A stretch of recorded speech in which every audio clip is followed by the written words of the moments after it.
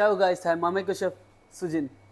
லாஸ்ட்டாக நம்ம அப்டேட் பண்ணியிருந்த வீடியோவில் வந்து பிஸ்தாச்சியோ ஃபார்பிட்ரோல் எப்படி பண்ணணும்னு சொல்லிட்டு காமிச்சிருந்தோம்.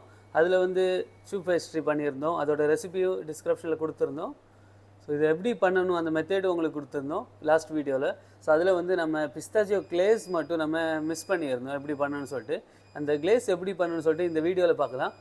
So let's go to make pistachio glaze. தை ஸோ நம்ம பிஸ்தாச்சியோ கிளேஸ் பண்ணுறதுக்கு தேவையான பொருட்கள் பார்த்தோம்னா cream, pistachio paste, white chocolate நம்ம மெல்ட் பண்ணி வச்சுருக்கோம், அண்ட் ஜெலட்டின் லீவ்ஸ்.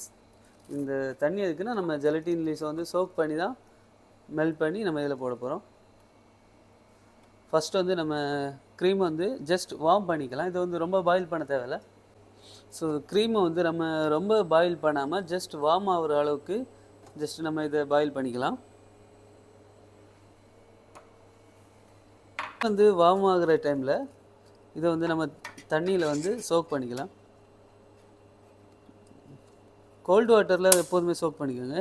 ஏன்னா நம்ம வார்ம் வாட்டரில் இருந்துச்சுன்னா அது மெல்ட் ஆகிடும், அப்புறம் நம்மளால் அதை எடுத்து யூஸ் பண்ண முடியாது. ஸோ எப்போதுமே வாட்டர் வந்து கோல்டு வாட்டராக இருக்கிற மாதிரி பார்த்துக்கோங்க.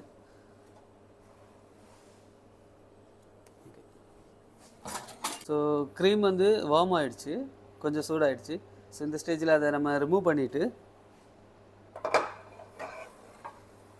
ஜெலட்டின் நீங்கள் பார்த்தீங்கன்னா தெரியும், அது சோக்காகி கரெக்டாக இருக்குது. நீங்கள் வார்ம் வாட்டரில் இதை போட்டிருந்தீங்கன்னா இந்த மாதிரி கிடைக்காது, எல்லாம் மெல்ட் ஆகி வாட்டர்லேயே போயிடும். தண்ணியெல்லாம் நம்ம ஸ்ட்ரெயின் பண்ணிவிட்டு அந்த ஜெலட்டின் லீவ்ஸை க்ரீமில் ஆட் பண்ண போகிறோம்.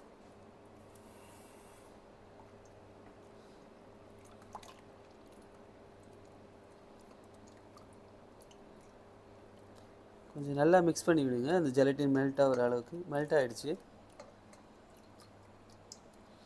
ஸோ அதுக்கப்புறம் நம்ம அந்த சாக்லேட்டில் மெல்ட் பண்ணி வச்சுருக்க சாக்லேட்டில் வந்து கொஞ்சம் கொஞ்சமாக இந்த க்ரீம் ஆட் பண்ண போகிறோம். ஸோ க்ரீம் வந்து நீங்கள் ஒரே டைமில் மிக்ஸ் பண்ணாதீங்க, கொஞ்சம் கொஞ்சமாக 2-3 டைம்ஸ் மிக்ஸ் பண்ணி விடுங்க.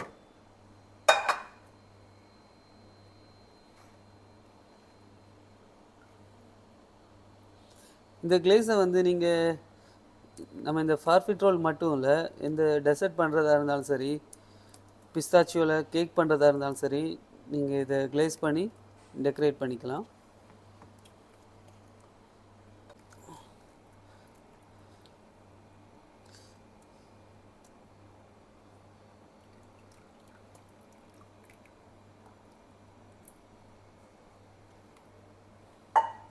ஸோ க்ரீமெல்லாம் நீங்கள் ஆட் பண்ண அப்புறம் நம்மக்கிட்ட இருக்க அந்த பிஸ்தாச்சியோ பேஸ்ட்டை வந்து மிக்சரில் போட்டுடலாம்.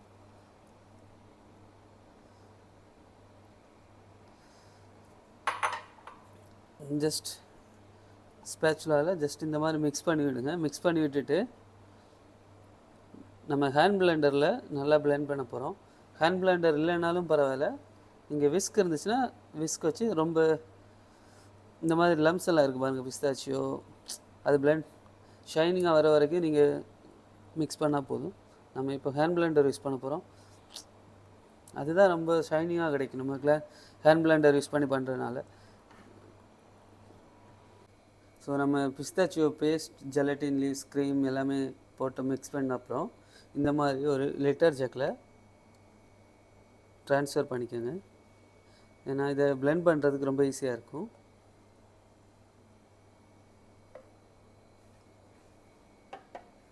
ஸோ இந்த மாதிரி நம்ம லிட்டர் ஜக்கில் ட்ரான்ஸ்ஃபர் பண்ண அப்புறம் இந்த மாதிரி ஹேண்ட் பிளெண்டர் எடுத்துக்கோங்க. இல்லைனா நீங்கள் விஸ்கால் ரொம்ப மிக்ஸ் பண்ணி எடுத்துக்கிட்டாலும் ஓகே தான். ஹேண்ட் பிளெண்டர் இருந்தால் மச் பெட்டர். இதை நீங்கள் வந்து எப்போதுமே இந்த மாதிரி டைரெக்டாக நீங்கள் பண்ணாதீங்க, ஏன்னா ஏர் பபிள்ஸ் வந்து உங்களுக்கு அதிகமாக வரும். அப்போ நீங்கள் கிளேஸ் பண்ணும்போதும் அதில் இந்த மாதிரி ஏர் பபிள்ஸ் எல்லாம் கிடைக்கும். ஸோ எப்போதுமே ஹேண்ட் பிளெண்டரில் நீங்கள் பண்ணும்போது இந்த மாதிரி நீங்கள் வச்சுட்டு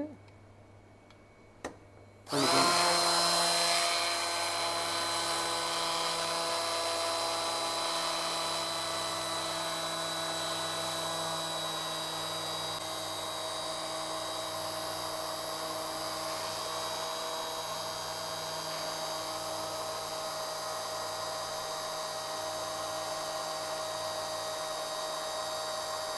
ஸோ பார்க்கும்போதே உங்களுக்கு தெரியும் எவ்வளோ ஷைனிங்காக வருதுன்னு சொல்லிட்டு. ஏர் பபிள்ஸ் ஒன்று கூட இல்லை.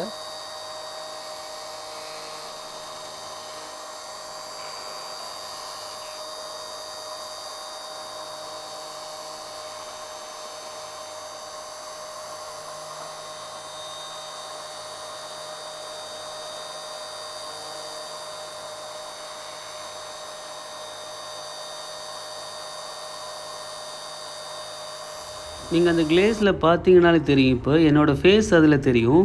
அந்த அளவுக்கு இது வந்து ஷைனிங்காக இருக்குது.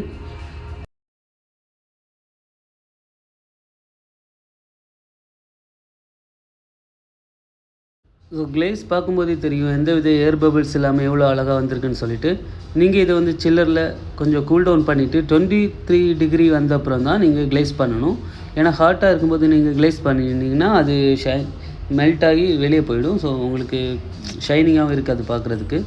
ஸோ மேக்ஸிமம் 20லேருந்து 22 டிகிரி வர வரைக்கும் பார்த்துக்கோங்க. தேங்க்யூ ஃபார் வாட்சிங்.